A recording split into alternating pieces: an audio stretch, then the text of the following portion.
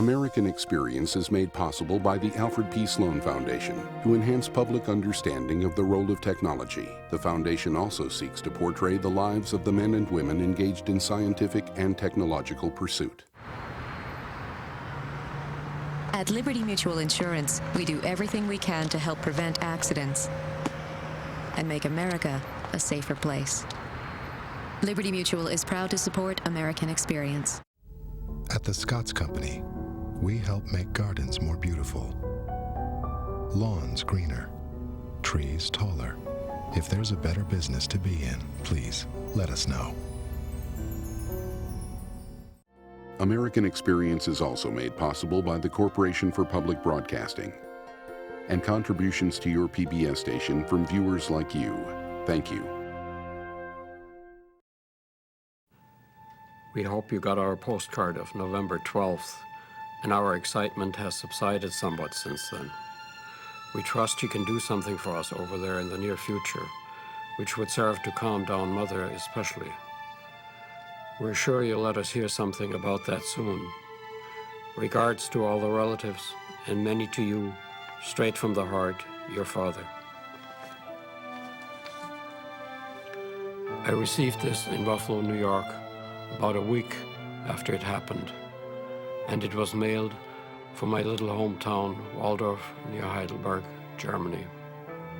It was the time my parents' home was invaded by former classmates of mine who vandalized the place, smashed everything, terrorized my parents, and imprisoned my father.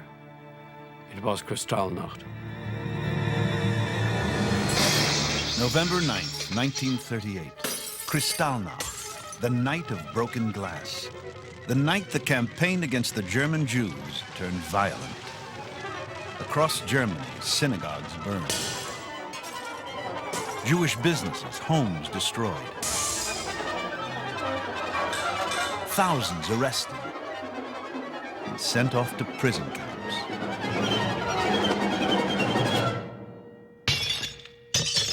The shattering climax to 5 years of Nazi policies designed to force Jews out of Germany.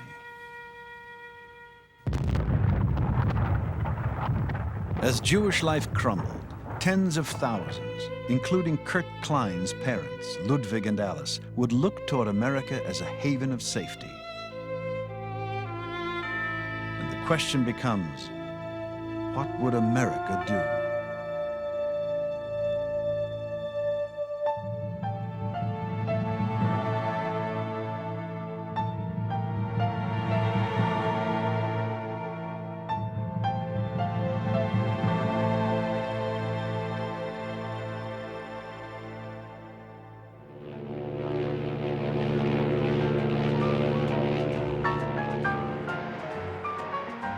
In June of 1937, more than a year before Kristallnacht, Kurt Klein, at age 17, had his first glimpse of America.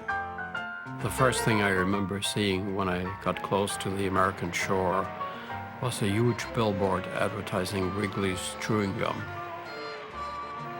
Somehow that seemed free and easy and seemed to typify the new country. After that, the Statue of Liberty came into view, and I had a sense that I was personally secure. I had done what the Nazis wanted me to do, namely leave Germany.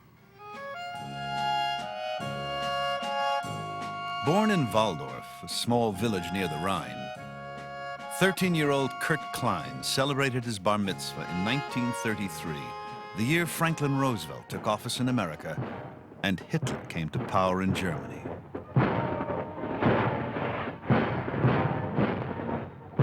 The year the Nazis began their assault to purify German culture.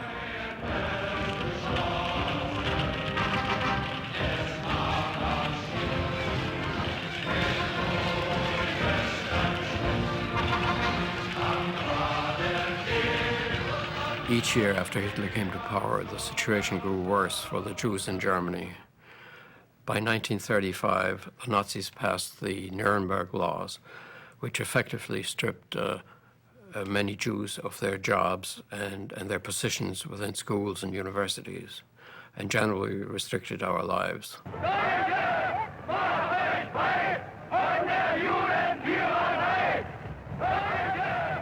The campaign to force Jews out of Germany gathered momentum.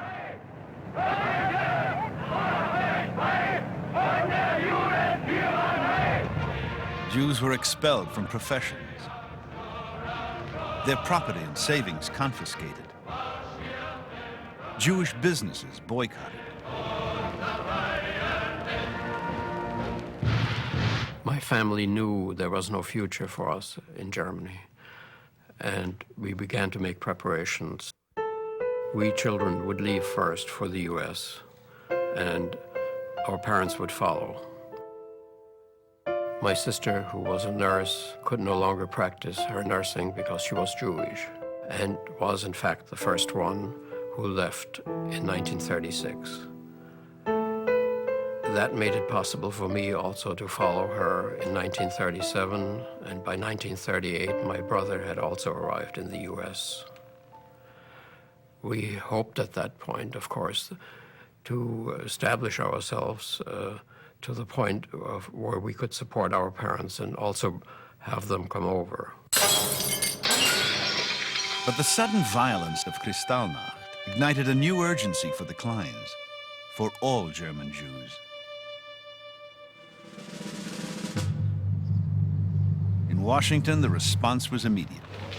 Reporters rushed the news to the nation, and the president's statement is read by Felix Belair of the New York Times. The news of the past few days from Germany has deeply shocked public opinion in the United States.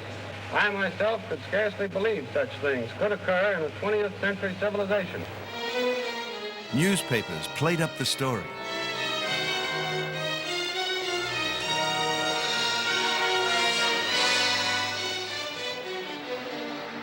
And American Jews organized large rallies.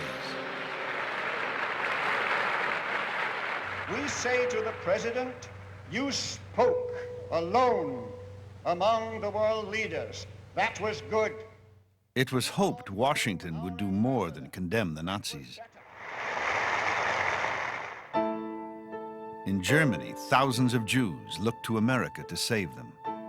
Overnight, the American consulate and other consulates were inundated by people who thought, well, now it's time really we ought to do something about making plans for leaving the country. They didn't expect that they would have to leave the day after tomorrow, but certainly they wanted to have a form of insurance in their pocket so that when the time came for them to leave, that they might be able to do so. In December of 1938, my father writes, "Unfortunately, things aren't moving that fast, even if you have the best of papers. To obtain an appointment to apply for a visa, you have to receive a waiting number. At present, the American consulate in Stuttgart is being besieged to such an extent that the waiting number for Mother and me indicates there are 22,344 cases ahead of us." That meant that possibly 2.5 years would elapse before it would be my parents' turn, unless the authorities would ease or change the immigration procedures. The Kleins and tens of thousands of others were now facing America's formidable system of immigration laws. The dream of almost every one of Hitler's victims is to emigrate to the United States. In 1938, while Americans held dear the traditional image of the nation as a haven for the oppressed, they were also secure knowing the doors would not be too widely opened. U.S. immigration laws reflected blatant bias and prejudice. From 1924 on, yearly quotas allowed 4 times as many people from Britain and Ireland as from all of Eastern and Southern Europe. And in the midst of the Depression, many Americans called for further restricting immigration,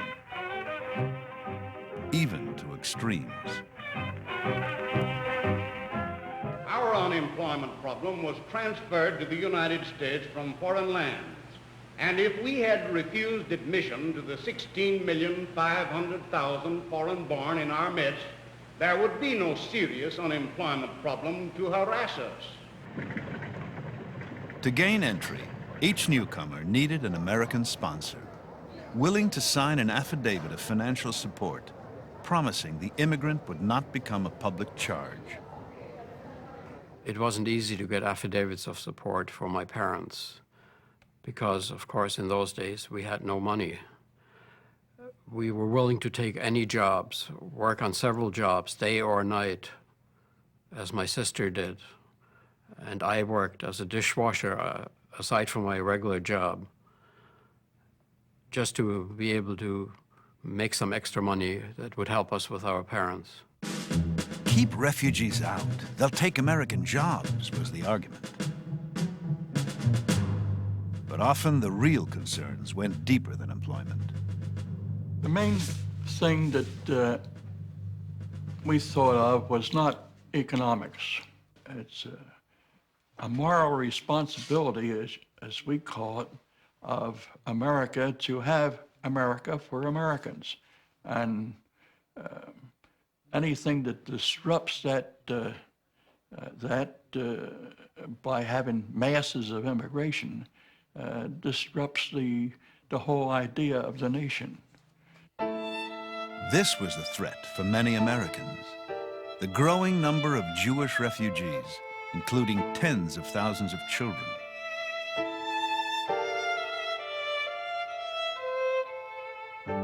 From time to time, a handful squeezed through the quota system. In 1939, a bill proposed special sanctuary for 20,000 children outside the quota. The Wagner-Rogers bill would become a litmus test for how Americans really felt about Jews. The need for this kind of legislation was desperately pressing. The children being smuggled out of Austria and Germany were already separated from their parents, which was traumatic enough, and it was essential to get them into individual homes and a sense of well-being. But there was immediate opposition to the bill. The law that we had from 1924 we thought was good. Why don't we just support the written law and not seek for ways to circumnavigate around it and just to benefit certain large groups of immigrants?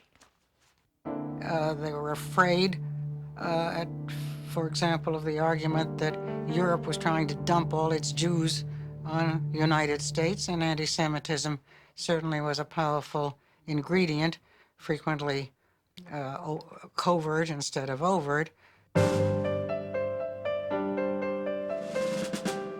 More than 100 patriotic societies insisted charity begins at home.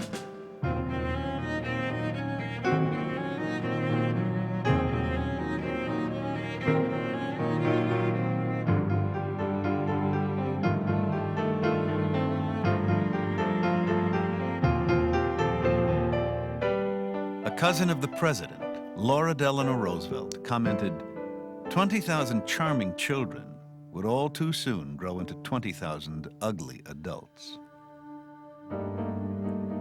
The president was aware that the bill was not politically popular.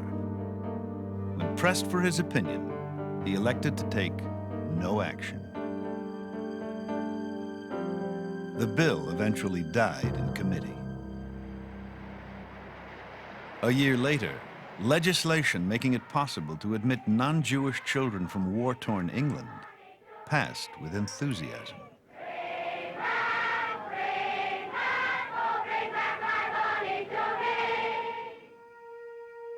In Germany, by early 1939, Ludwig and Alice Klein were forced to abandon their home and move to one small room over a stable. The campaign against the 200,000 Jews waiting to exit the Reich was intensifying. Signposts at city limits bear the legends, Jews not wanted, Jews keep out. Even in parks, if Jews are allowed at all, special yellow benches are set apart, labeled for Jews. We found people generally were aware of the situation in Germany, but somehow we couldn't get the urgency across to them that something should be done immediately. Nazism was now marching on local soil. This rally outside New York City. As Hitler became important, the imitators grew up here in this country. And a lunatic fringe frightened the entire American people into the possibility that was happening in Europe could happen here. The German-American Bund never totaled more than 25,000 people, but it added fuel to the anti-Semitism smoldering in American society. These years would see anti-Semitism reach its peak in American history. This Los Angeles bookshop of the Silver Shirts, dispensing anti-Jewish propaganda, is one of many that have recently opened all over the country. Note the name, Aryan Bookstore. And nearby, a newsboy shouts his wares. The Silver Legion Ranger, a propaganda newspaper. Late paper. Just now, late paper. Silver Ranger, late paper. Free speech stopped by Jew riot.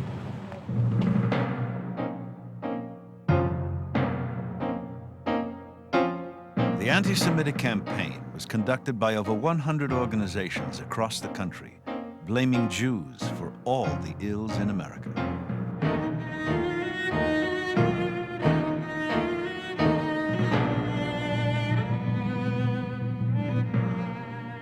Here in Boston, I heard anti-Semitic remarks by the speaker, and I heard yelling by the group around him. We got to get rid of the Jews. They don't help us, they kill us.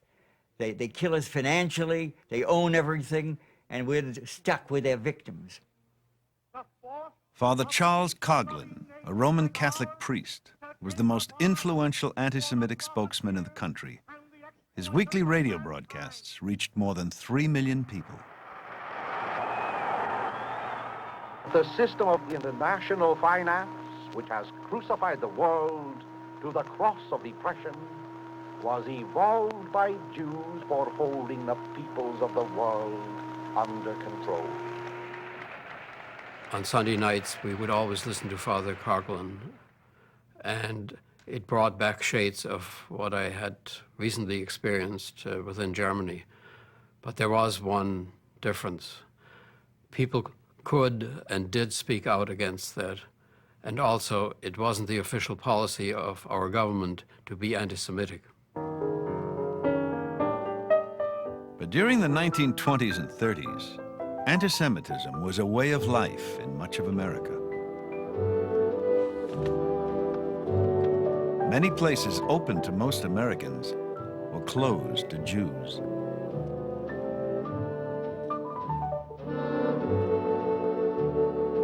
When I was maybe 7, 8 years old, we had recently moved to Washington, and on a hot day we decided to go to the beach. And people told us that there was a lovely beach somewhere in Chesapeake Bay, and we drove down there.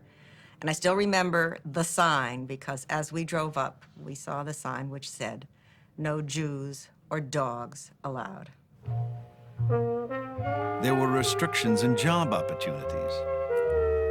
Dear Miss Cohen, we are sorry to inform you that it is our policy not to accept students of Jewish nationality. I had just finished college. The first position I was sent to, it was a one-man office, and he hired me immediately. And then at about 11 o'clock, he said to me, "What church do you go to?" I said, "I don't go to a church, I go to a synagogue." He said, "I wouldn't hire a Jew. You're fired." And went back to school crying. And Mrs. Kerwin, who was the teacher who sent us out on positions, said, "You're going to find that out a lot. You might as well get used to it." Jews could barely get jobs in engineering.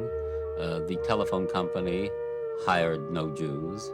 The insurance company, aside from insurance agents within their structure, hired no Jews.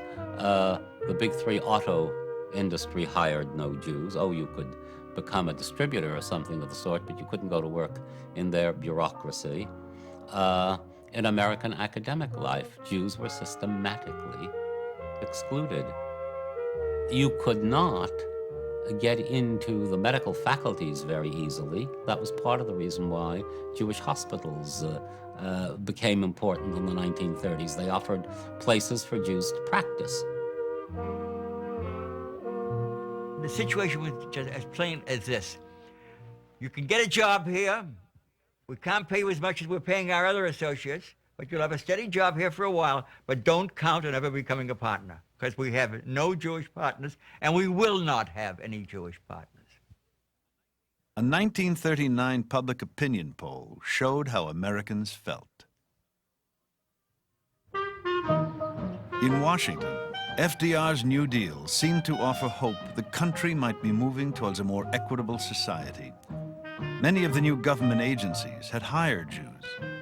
Even some of the president's close advisors were Jewish. By the time that we came to the late 1930s, there were a considerable number of Jews, but not in the old line agencies. In the old line agencies, it had been hard to get in, and the Jews had one way or another been restricted.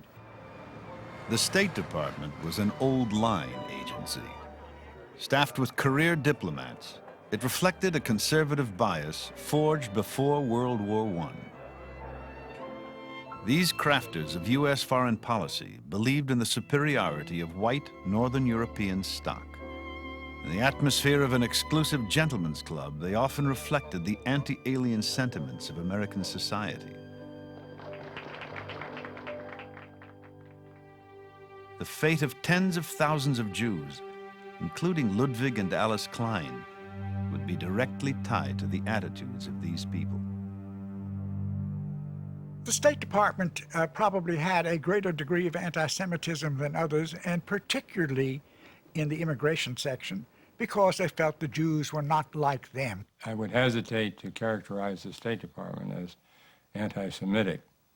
On the other hand, the State Department tended to focus on Arab problems and the opportunities for the United States to protect its interests in the Mideast. And the refugee problem and Jewish problems tended to be pushed to the side.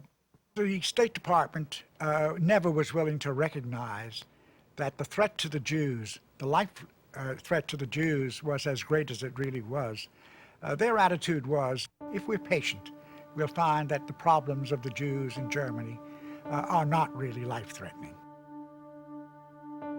For those trying to escape Europe, piling up at embarkation ports, the State Department's attitude proved a deadly obstacle. In the field, the American consulates held the final word on visas. In regard to American consulates in Europe, anti-Semitism was widespread. There's no doubt about it. We have clear evidence.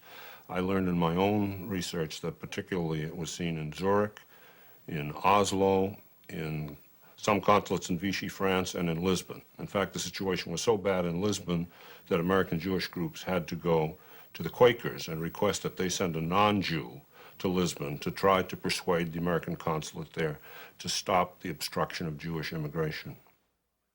My brother, sister, and I set to work day and night. It became our preoccupation to get immigration visas for our parents so that we could get them to safety. But it was a frustrating struggle. May 1939. While the Kleins were still awaiting their visas, other German Jews were able to board a ship for Cuba.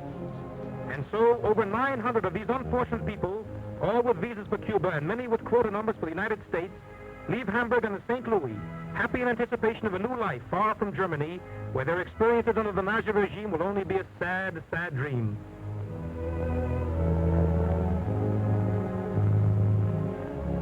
But when the ship arrived in Havana, the Cuban government refused to honor the refugees' landing certificates. Friends and relatives watched as despairing passengers waited aboard ship during a week of futile negotiations. The passengers telegraphed President Roosevelt, requesting temporary haven. Their plea fell on deaf ears. Finally, the ship was forced back to Europe, sailing first for days along the Florida coast. America would make no exception to its rigid immigration laws. The most logical haven for Jewish refugees was now Palestine, the historic homeland of the Jews. Britain controlled Palestine, and until the late 30s had allowed Jewish immigration. But as German Jewish refugees increased, so did long-standing tensions between Arabs and Jews. To keep peace with the Arabs, who control the area's vast oil reserves, in 1939, London decided to issue a white paper that strictly limited Jewish immigration, 15,000 people a year for 5 years, then no more. For Jews trying to escape the Reich, the door to Palestine was now virtually shut.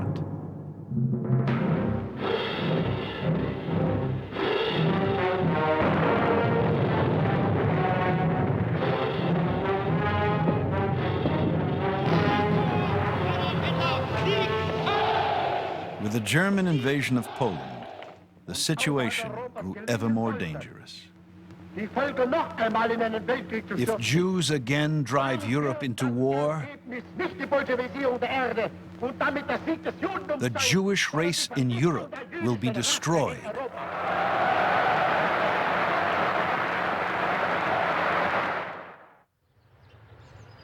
In the spring of 1940, the fate of European Jews now fell into the hands of a new Roosevelt appointee, Assistant Secretary of State Breckinridge Long. Long's policies would directly control the future for the Kleins, for all those cramming into consulates across Europe. Long endorsed the anti-alien bigotry of the times and also feared German agents might enter America posing as refugees.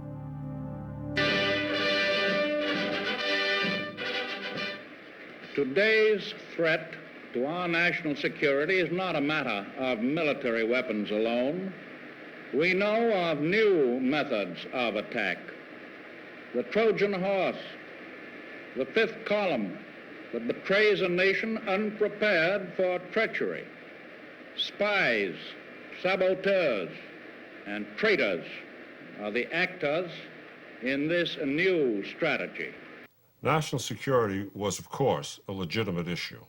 But what Breckinridge Long did was to exaggerate the problem and use it as a device to put into force the anti-alien policies of the State Department. To what extent anti-Semitism was involved, we're not clear, but what we do know is that as a result, immigration was sharply cut.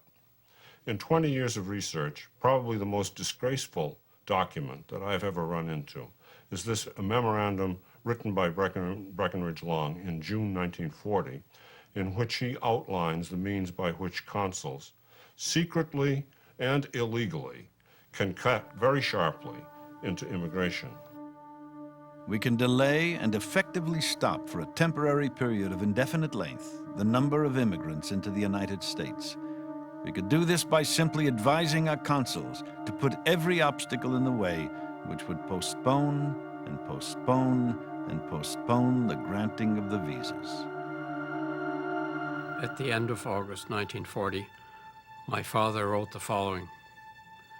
Dear children, a few days ago we received the following notice from the American consulate in Stuttgart. And I quote, due to a change of circumstances, it is now necessary to reassess those immigration applications that had already been approved as being insufficient. In many cases, this approval will undoubtedly have to be rescinded. We are therefore advising you not to make any preparations for such a trip, or, if you have already made such steamship reservations, to cancel them until you hear from this consulate again.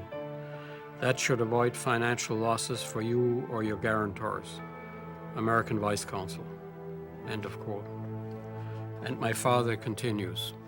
As you can see, our emigration will not go as fast as imagined, and we regret you will be disappointed. The Kleins were now victims of calculated bureaucratic delay. Then, for several months, Kurt Klein heard no word from his parents. In October 1940, he learned they had been deported on an hour's notice without their passports to Vichy, France, along with all the Jewish people in their region.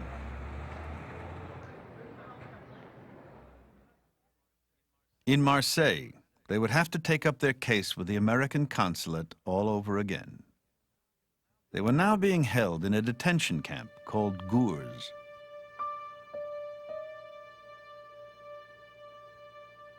Gours was a terrible place. In walking through the streets, there weren't streets, there were roads, mud literally up to your ankles. The people, they lived in hutments. Blankets were in short supply. Food was in short supply. The French had this kind of an arrangement. The director of the camp received a per capita amount in order to feed the people. Well, if he didn't spend all the money on the food, it remained in his pocket, and you could be sure that he didn't spend all the money that he got in order to feed the people. My father writes, "Our daily rations consist of the following. In the mornings, there is some black so-called coffee. At noon, a thin soup, mostly of cabbage, carrots, or turnips. In the evening, again, coffee or tea, along with 260 grams of bread, which has to last the entire next day. On that alone, nobody can subsist."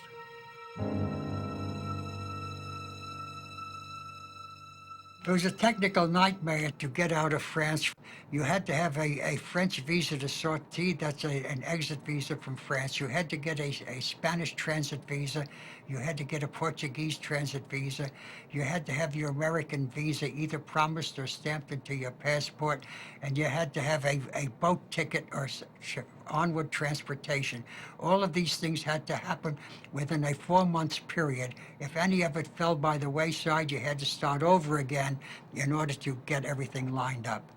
By the end of 1940, Long's postpone and postpone directive was having its full impact. During the year that followed his order, immigration was cut in half. When we ran up against these new obstacles, we became so desperate that I decided to go to Washington, trying to see someone at the State Department. I was young, of course, and inexperienced, and didn't know what to do. So I got as far as someone's secretary, who promised to take up the matter with her superior, and later came back and brushed me off with the usual platitudes. Kurt Klein had now entered a deadly maze.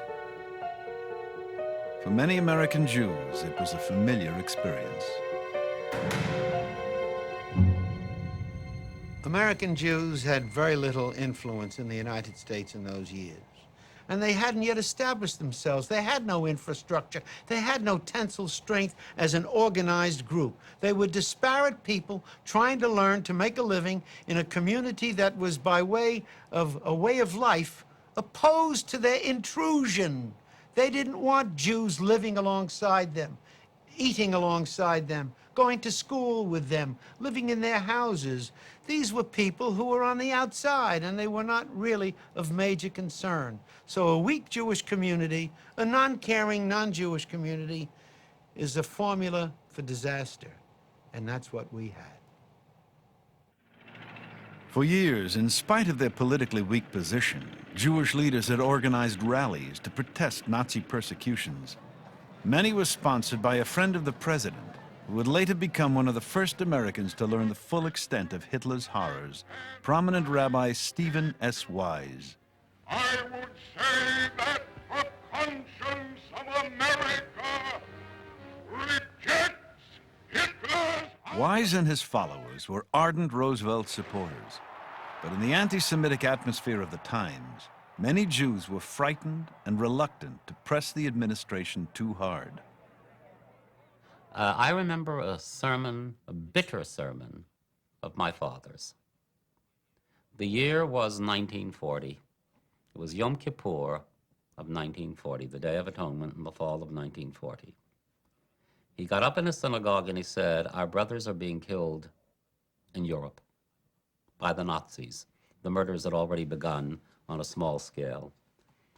He said, if we had any Jewish dignity, we would, at the end of this fast, get into our cars and go from Baltimore, where we live, to Washington. We would picket the White House, and we would demand of the president that he use his influence on the Nazis as the great neutral power to stop the killings. And then he added, and the reason why you hesitate to do this is that sons and daughters of yours have jobs in the New Deal agencies, which are now open to Jews, and you are afraid that you are going to rock the boat.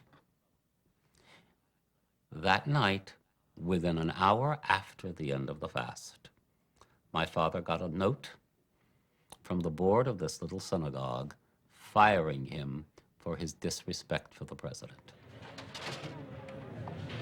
During the presidential campaign of 1940, Roosevelt never promised help for refugees. Still, he received 90% of the Jewish vote. The results are now conclusive. Roosevelt wins. Early in Roosevelt's third term, in 1941, refugees in Europe still held hopes of coming to the United States. They had the illusion that they might perhaps find safety here. But at the same time, Long and the State Department once again were devising even higher barriers. More regulations, more documentation, more paper walls that meant the difference between life and death. In the summer of 1941, using the exaggerated issue regarding subversion among the refugees, the State Department set up yet another group of regulations. Among these, all immigration decisions were centralized in Washington, processed through an impossibly complex system of review committees. In a matter of months, immigration was so severely curtailed that it was virtually shut down. I love America. I've always loved America. And even during the time when we were so desperately trying to get our parents here, that didn't interfere with that love at all. But it did make it very difficult to understand why this country, which had been so good to my sister, to my brother, and to me, couldn't also permit them to get here and join us.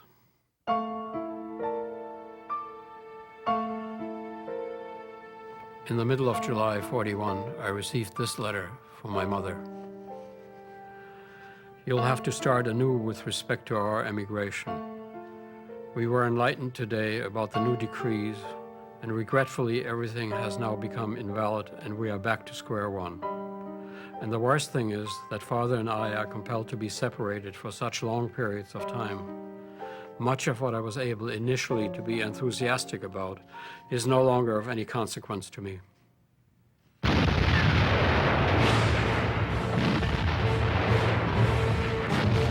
Summer 1941, the Nazis invaded Russia.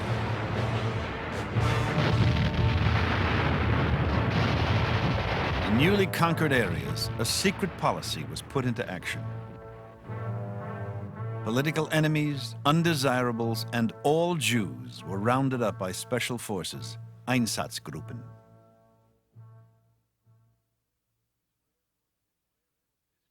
This rare footage, filmed secretly by Germans, documents the physical start of the genocide of the Jews, the Holocaust.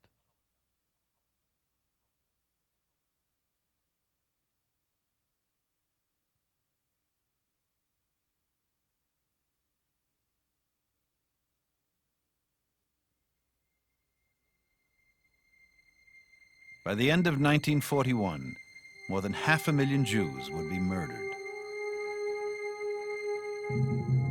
This was the final solution.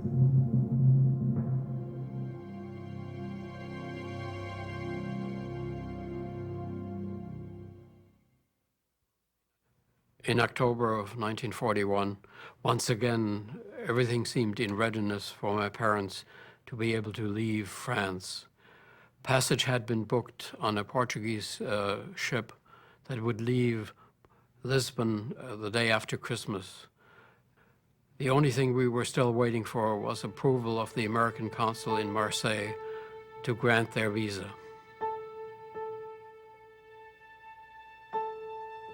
A few weeks later, from Gurs, Ludwig Klein wrote again.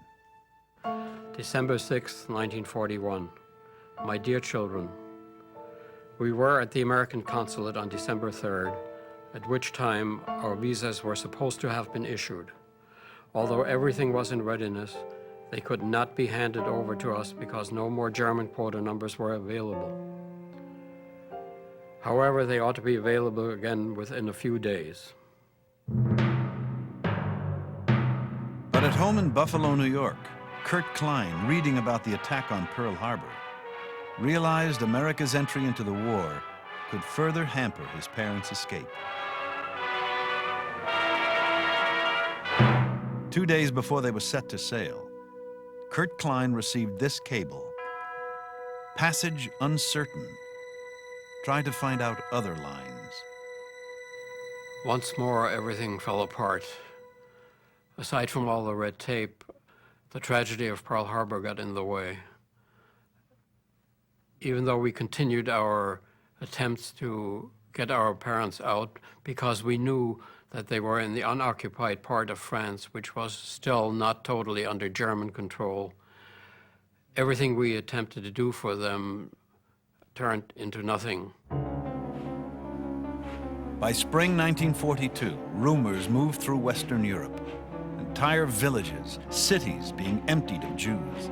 Massive deportations somewhere to the east. While the Nazis kept the final destination a well-guarded secret, the transports themselves were impossible to hide. They were noted as far away as Washington by Eleanor Roosevelt in her weekly radio broadcast. How utterly without mercy or regard for human life is the German Führer. How otherwise can we explain the reports of sending numberless Jewish people from Berlin and other cities at an hour's notice, packed like cattle, into trains with their destination either Poland or some part of occupied Russia? That the trains were heading to killing centers, fully operating by spring of '42, was still a well-guarded secret. But that summer in Switzerland, the Nazi plans to exterminate all the Jews of Europe were leaked by an anti-Nazi German industrialist. His information was passed to Gerhard Riegner, the representative of a Jewish organization in Geneva. Horrified, Riegner related to the State Department, requesting they alert Rabbi Stephen Wise in New York. But skeptical State Department personnel dismissed the report as a wild rumor inspired by Jewish fears and suppressed the information. 2 weeks later, Wise received the same information through an independent source in London and approached the State Department. He was asked to remain silent until the department verified the reports that millions were slated for death.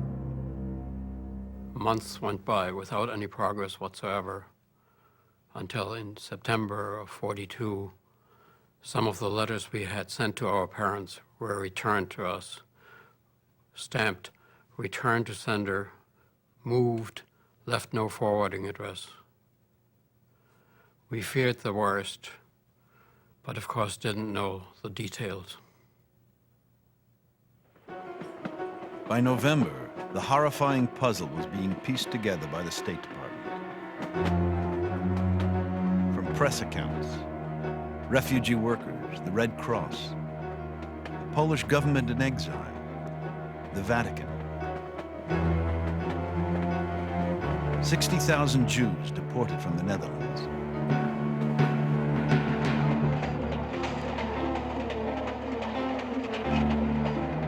$3,600 Jews from France sent eastward, exact destination unknown.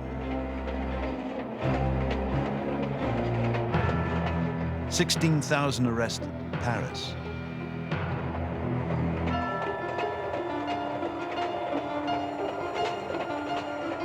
Two trainloads of Jews departed toward their doom without anything further heard from them.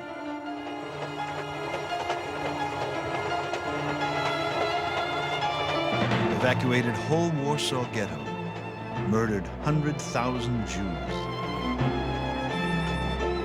Mass execution of Jews continues, killed by poison gas in chambers. Convoys of Jews led to their death, seen everywhere. The State Department had finally confirmed the systematic annihilation of European Jews. November 24th, 1942. Stephen Wise, after 3 months, was released from his pledge of silence. At a press conference, Wise revealed the Nazi plan to exterminate all the Jews of Europe. The news was carried by major newspapers, but not prominently. Over 2 million people were already dead. I'll never forget November of 1942. It was the time when I was drafted into the American Army, which gave me a measure of pride to be serving the country that was fighting this evil. It was also good to know that I was finally doing something concrete, however small that might be, that would help in that effort. But November 42 was also a time when we received a letter from the State Department.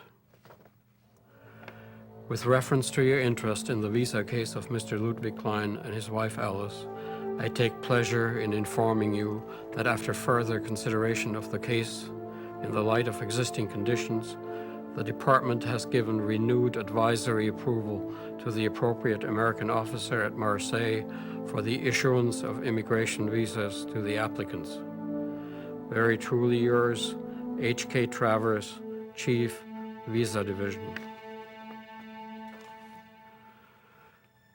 The tragedy was that this letter came 2.5 months after my parents' deportation to an unknown destination in Eastern Europe. Serving with the American Army in Europe, it would be 3 more years before Kurt Klein would discover the fate of his parents.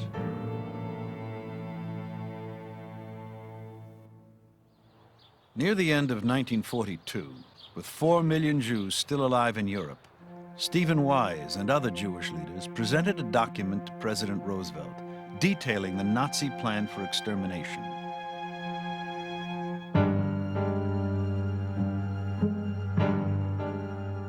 The President acknowledged he was well aware of what was happening to the Jews.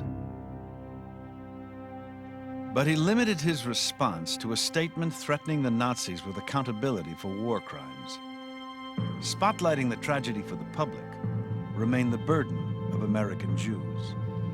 In Hitler Europe within this year, the number of Jews slain in one or another inhuman way stands between 2 and 3 million. Wise's American Jewish Congress and other major Jewish organizations challenged the government's position that nothing could be done short of winning the war.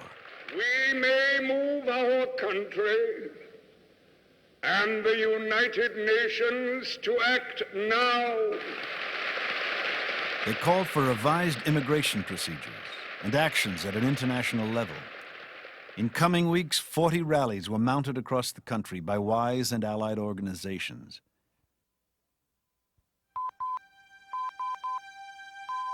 In early 1943, reports on the ongoing extermination of the Jews continued to arrive at the State Department to be passed on to American Jewish leaders.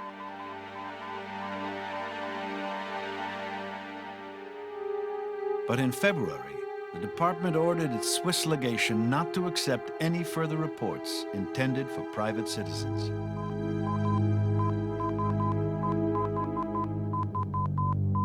Vital information about the death of tens of thousands was cut off for 11 critical weeks.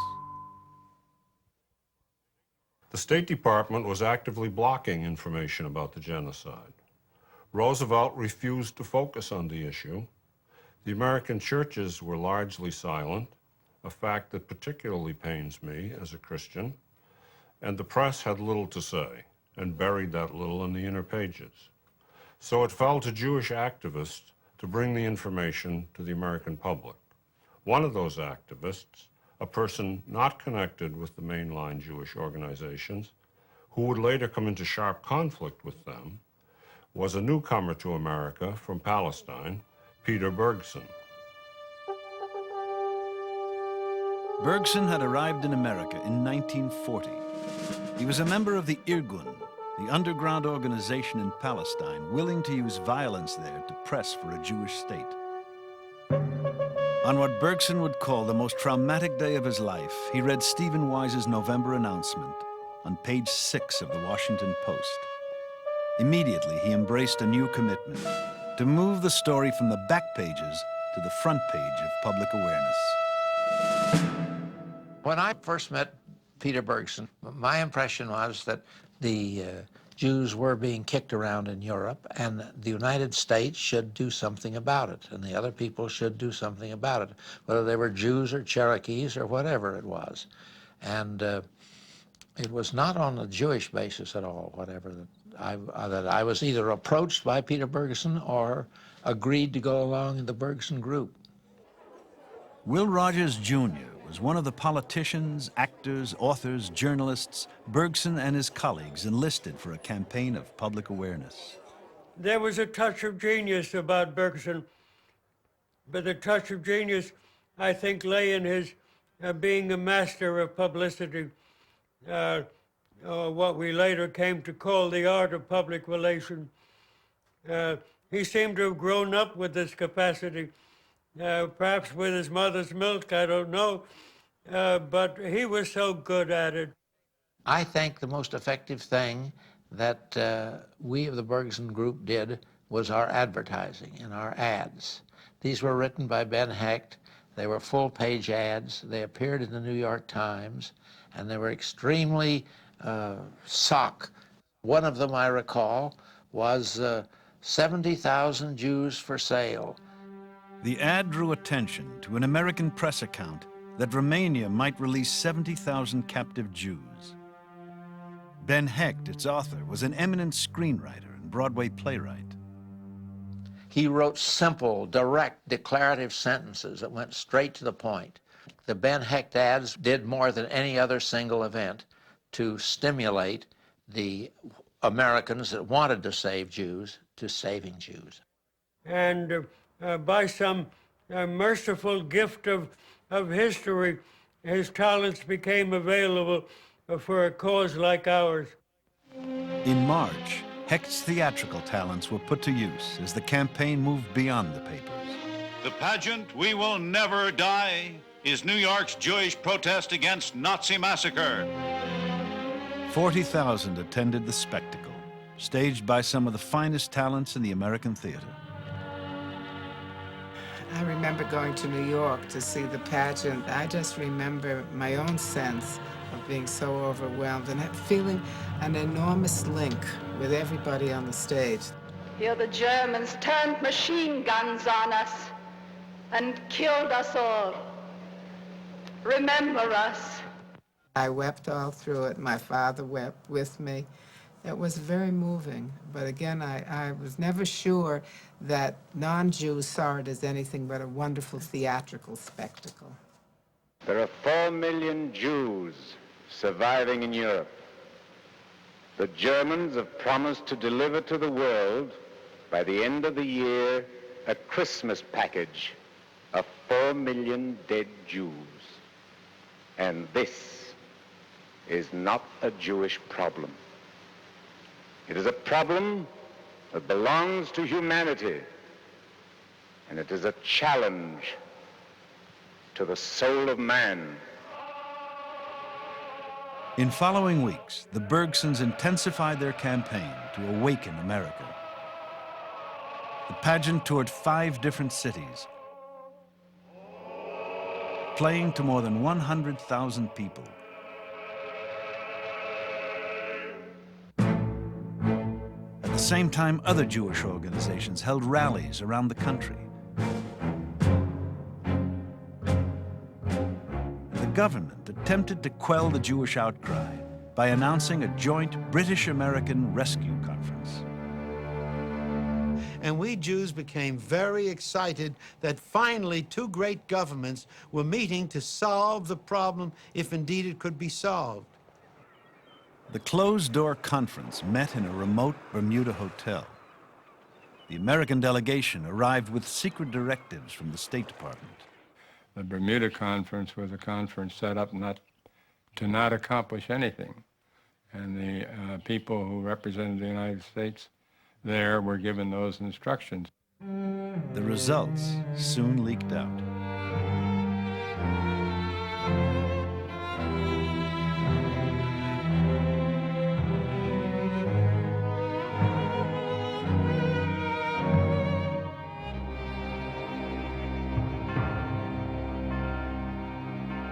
The Bermuda Conference was a failure because the real result was that they decided, the two powers, that first the war had to be won and then Jews could be taken care of. I must tell you, it discouraged the American Jewish community. It broke the hearts of the leaders who had been involved in trying to make it happen. It made us feel once and for all that all was lost. Jewish leaders after the hoax at Bermuda were plunged into despair. They now recognized that America and Britain, the two great Western democracies, Hitler's enemies, were deeply committed to a policy of not rescuing Jews. I was summoned to the White House by President Roosevelt on July 28, 1943.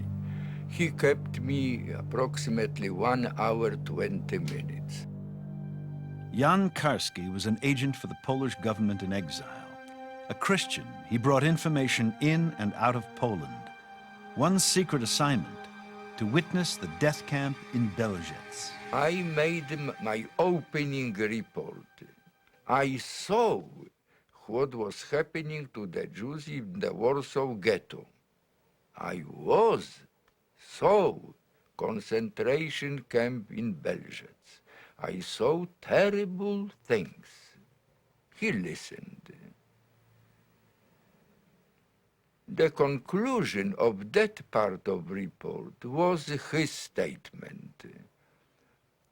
I was supposed to go back to Poland at that time. You will tell your leaders that we shall win this war. You will tell them that the guilty ones will be punished for their crimes. You will tell them that Poland has a friend in this house.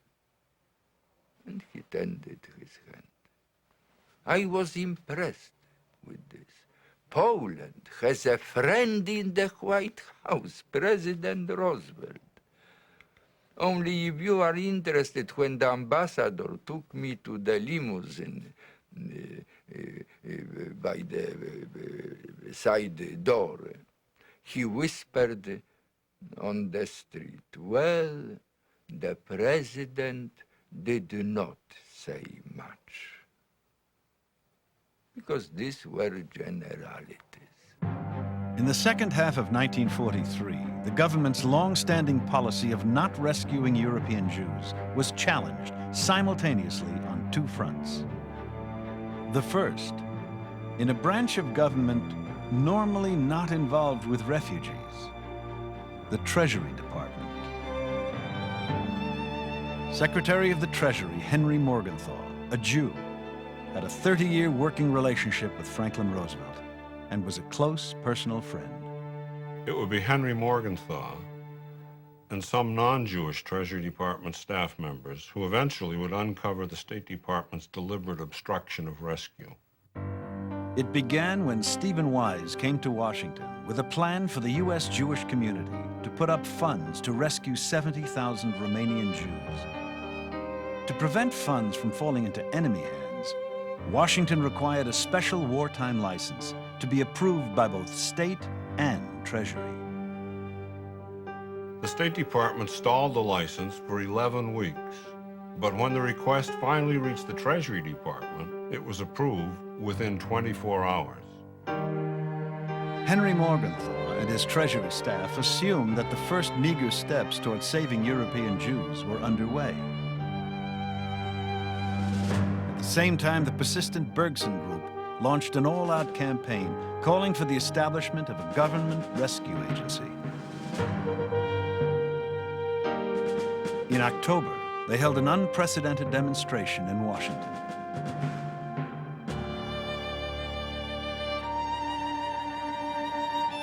"400 Orthodox rabbis arrived from around the nation 2 days before the most holy day in the Jewish year to present a petition to the president. We pray and appeal to the Lord, blessed be He, that our most gracious President, Franklin Delano Roosevelt, consider and recognize this momentous hour of history, that He may save the remnant of the people of the book, the people of Israel." The petition called for the establishment of a special government rescue agency. The rabbis expected to meet with the president, but Jewish leaders opposed to the Bergson Group because of its flamboyant tactics advised Roosevelt against it. Vice President Wallace received the petition. White House spokesman claimed the president was too busy, but a look at his appointment calendar reveals he was free that afternoon.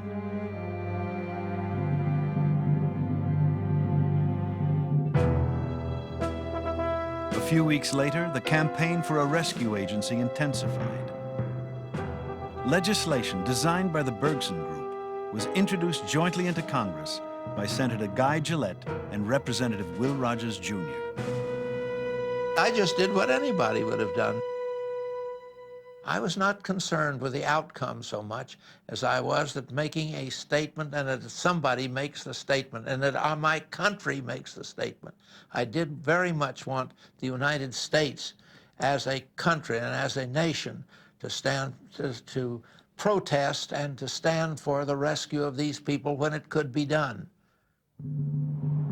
Back at the Treasury Department, Morgenthau's inner staff, the General Counsel to the Treasury, Randolph Paul, his assistant, Josiah Du Bois, and the head of Foreign Funds Control, John Paley, discovered shocking information about the license they'd issued 5 months earlier to rescue the Romanian Jews. When we issued the license and gave it to the State Department to transmit it, we assumed that it would be carried out. And when we heard from the Jewish agencies that were involved, the license had never been received. And when we discovered they had been held up, we, of course, made inquiries, and they were told that they were consulting with the British. With 70,000 lives at stake, the Treasury began to investigate the delay. At the same time, on Capitol Hill, pressure was building against the administration's inaction. I find it very hard to try and explain why the administration had not moved more rapidly towards saving Jews in Europe, especially when situations developed that they knew they could get some of these people out, they knew they could do something. The only excuse that I can give, and it's a pretty weak one, is that they were tangled up with oil, with the Arabs, with the British, with the mandate, with the Palestine, and with everything else, and they were trying to look down the road. Meanwhile, these people are being killed back here, and they're looking at 50 years or 25 years in the future. The rescue resolution, sponsored by the Bergson Group, received unusual bipartisan support in the Senate, but there were problems in the House. In the House hearings, the worst problems occurred when Breckinridge Long appeared and gave closed-door testimony. Long's grossly misleading statements made it look like the State Department was doing an outstanding job, bringing 580,000 Jewish refugees to America since the start of the Hitler years. Long impressed the House committee and called into question the need for a separate rescue agency, but his statements were false. The truth was that well under half the people he claimed had entered America, and many of them were not Jewish. His testimony stalled the legislation. Jewish groups refuted law.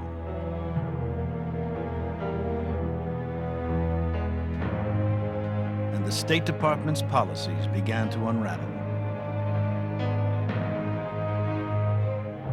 The staff at Treasury uncovered the smoking gun when they pressed the State Department and the British to explain the license delay. The American embassy went to the British authorities and received a letter saying the reason the British were opposed to the issuance of the license was of the difficulty of disposing of any considerable number of the refugees should they be rescued. The Foreign Office are concerned with the difficulties of disposing of any considerable number of Jews should they be rescued from enemy-occupied territory. The words were characterized by Morgenthau as a satanic combination of British chill and diplomatic double talk, cold and correct, and adding up to a sentence of death. The State Department's attitude was equally horrifying. There was always the danger that the German government might agree to turn over to the United States and to Great Britain a large number of Jewish refugees. Finally, it was out in the open. The real reason the British and the State Department were obstructing rescue. The fear that large numbers of Jews might actually be released. Then, the Treasury investigators uncovered a copy of the State Department's cable, ordering its legation in Switzerland not to pass along extermination reports. We were advised by our friends in the State Department that the State Department not only was not interested in the refugee problem, but that they were actively suppressing information about the extent of the Holocaust by sending instructions to their legation in Switzerland not to permit private Jewish agencies to transmit any such stories. Suppress information, the government becomes an accomplice to what the Nazis were doing by hiding the information from the American public. The Treasury investigators next discovered a State Department attempt to cover up this cable. When we discovered that not only had the State Department suppressed information to the extent of the Holocaust, but had tried to cover it up, we then felt that this should be brought to the President's attention. What was so shocking had to be remedied. Outraged by their discovery, the staff at Treasury immediately wrote a report to Secretary Morgenthau. They chronicled the State Department obstructionism and urged their boss to go to the President. Josiah Du Bois spent Christmas Day 1943 drafting Report to the Secretary on the acquiescence of this government in the murder of the Jews. Secretary Morgenthau, who valued above all else his relationship with the President, nevertheless felt that he had to put himself on the line and be the spokesman on this issue.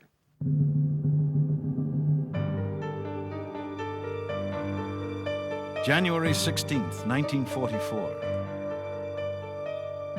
The Treasury report indicting the State Department was presented at an unusual Sunday meeting in the White House.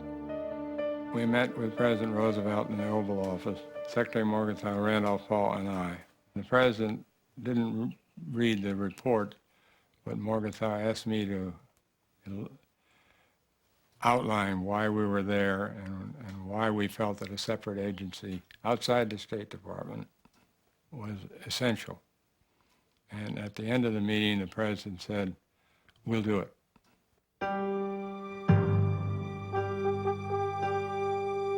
Six days later, FDR officially reversed the government's policy of obstruction. He signed Executive Order 9417, creating the War Refugee Board, which was instructed to take all measures to rescue victims of enemy oppression in imminent danger of death. The real reason Roosevelt established the board was not because of a sudden moral awakening. After all, he'd been aware of the basic facts all along. It was a political decision. Finally, the forces on two different paths, the developments in the Treasury Department and the Bergson-led rescue resolution in Congress, came together. What Roosevelt realized was that he was confronted not only with the revelations in the Treasury, but also that it was only a matter of days before the rescue resolution would come to the floor of the Senate for debate. And when that discussion occurred, it was almost certain that some of the shocking revelations that he'd seen in the Treasury Department were going to come to the forefront and be brought clearly to public attention. Confronted with this nasty scandal, Roosevelt made the move, established the War Refugee Board, and thereby cut off further discussion in Congress. Morgenthau, along with Secretary of State Hull and Secretary of War Stimson, became the nominal heads of the War Refugee Board, and at Morgenthau's recommendation, John Paley took charge as acting director. I remember the day the executive order was signed, and I came home and the telephone rang, and there was a woman on the phone who identified herself as a wife of a prominent physician in Washington. And she said, "Are you Jewish?" And I said, "No."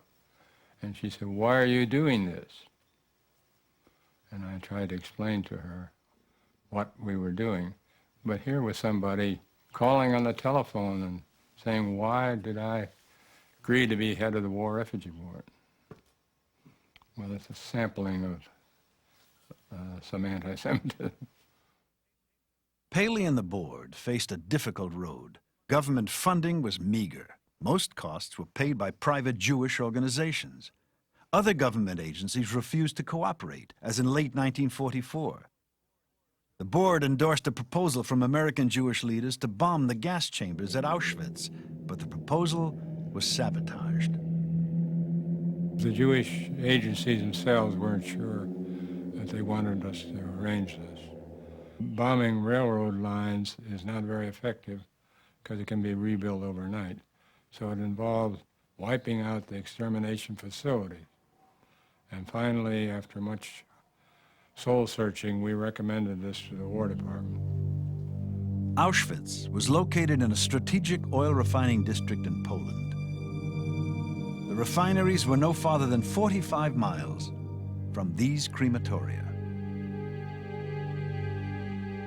After we recommended to the War Department that the extermination facilities at Auschwitz be bombed, we were told that this was not possible. When we pursued this further, we were told that this would involve bombers being sent from England and that jet fighters could not escort bombers that far, and therefore it was not possible to do this. Later, perhaps after the war, we discovered that at the very time we were recommending this, bombing all around Auschwitz was going on from Italy, and we had been misled. Some 2,800 bombers targeted the oil refineries during the months when 150,000 Jews were being gassed. On 2 occasions, fleets of heavy bombers actually flew past the gas chambers, aiming for the IG Farben fuel factory less than 5 miles away. A few bombs accidentally hit Auschwitz itself, killing 85 prisoners, civilians, and SS guards. This photograph makes clear the War Department refused to consider the destruction of Auschwitz as part of its mission. These bombs, flying toward IG Farben, were targeted for the fuel factory, not the death camp immediately below.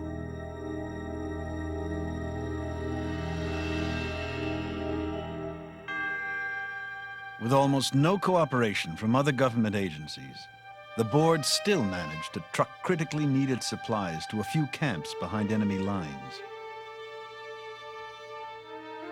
Helped evacuate 15,000 Jews from Axis countries to safety, many in rickety boats across war-torn seas. Rescued 48,000 Jews in Romania by threatening its government with post-war punishments. Saved tens of thousands of Budapest's Jews through the efforts of its agent, Raoul Wallenberg. And in America, established just 1 refugee camp at Fort Ontario, an abandoned army base. We felt that since we were urging other countries to take in refugees, we had to do something ourselves. And therefore we did establish a camp in Oswego, New York, but it was largely a symbolic gesture. 982 refugees arrived in August 1944.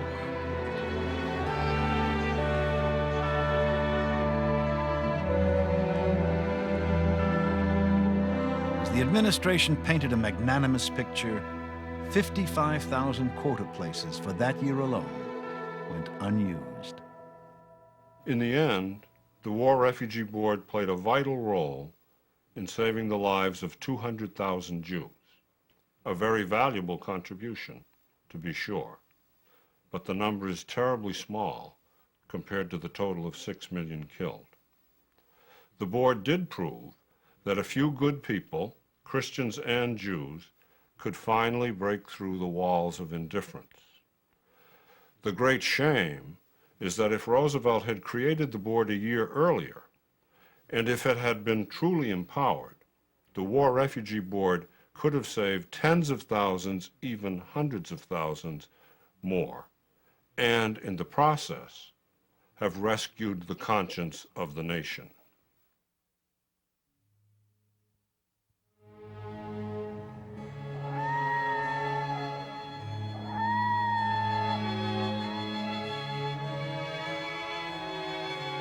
In the final days of the war, in a small town in Czechoslovakia, Kurt Klein, with American Liberating Forces, freed 120 young Jewish women who were abandoned by their SS guards to die in an old factory. They were the last of 4,000 who for years had moved from labor to concentration camps and at the end were on a 5-month death march. Most had died along the way.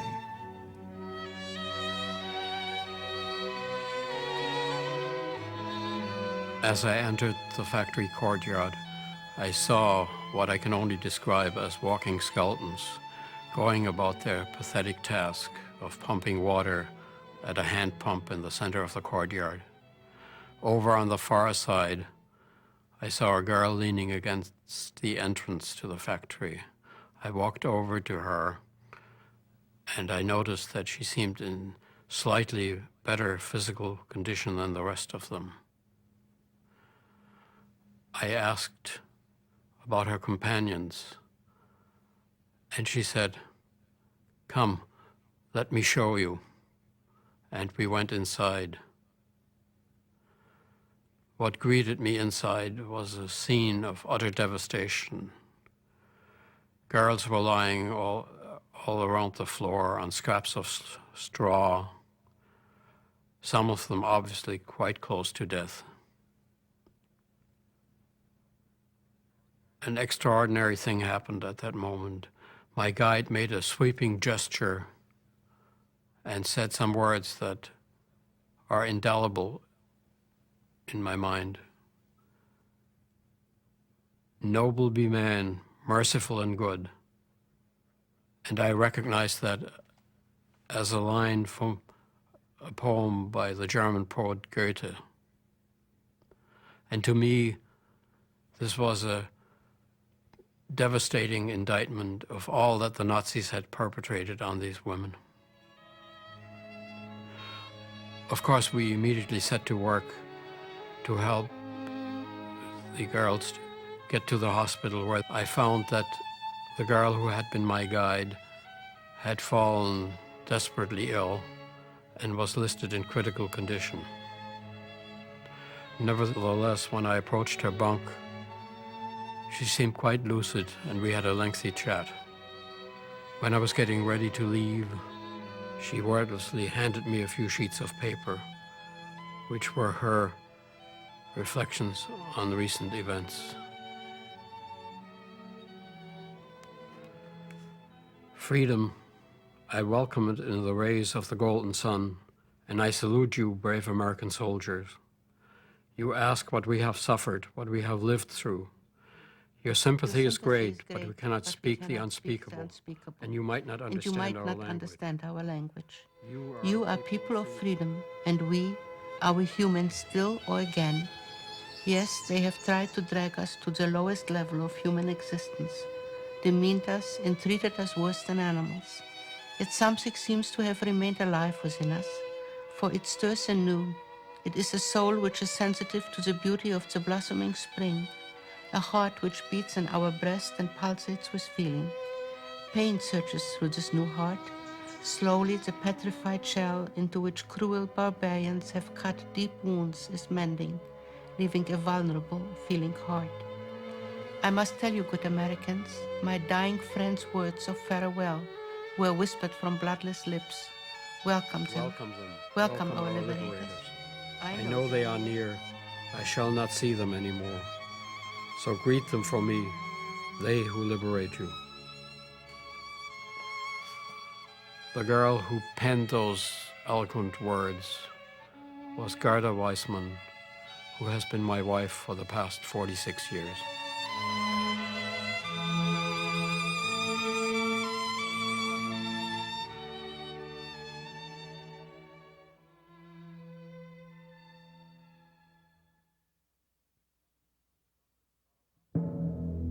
Following the war, Kurt Klein received a message in answer to inquiries about his parents. In reply to your letter, we regret to inform you that Ludwig and Alice Klein were deported on August 19, 1942, in the direction of Auschwitz, and to date do not appear among our files of repatriates.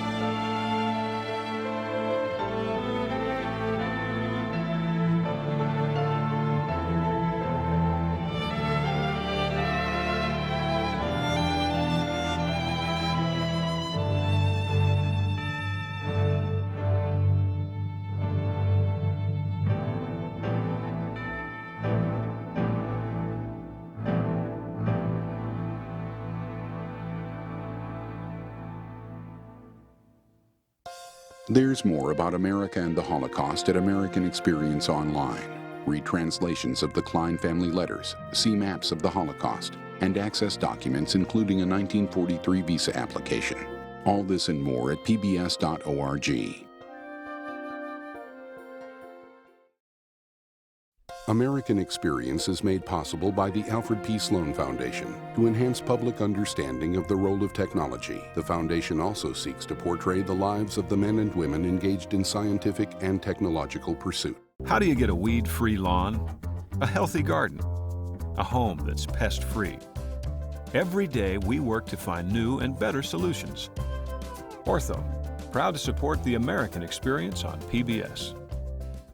At Liberty Mutual Insurance, we do everything we can to help prevent accidents and make America a safer place. Liberty Mutual is proud to support American Experience. American Experience is also made possible by the Corporation for Public Broadcasting and contributions to your PBS station from viewers like you. Thank you. We are PBS.